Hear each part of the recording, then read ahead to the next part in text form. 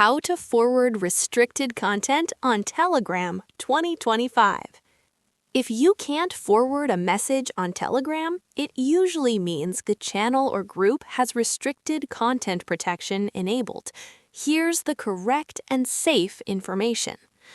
Why forward option is disabled. Some channels turn on Restrict Saving Content, which blocks forwarding messages, saving media, and copying text. This setting is controlled only by the channel or group admin. What you can do. Allowed methods.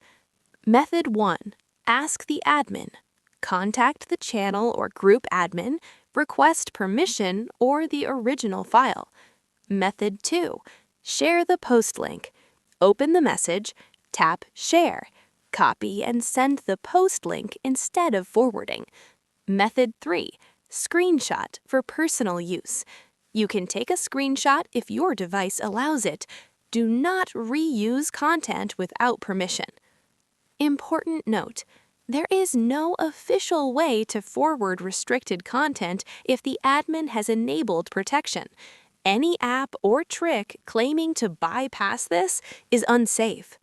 If you want, I can convert this into a short hook plus fast voiceover script for your YouTube tutorials format.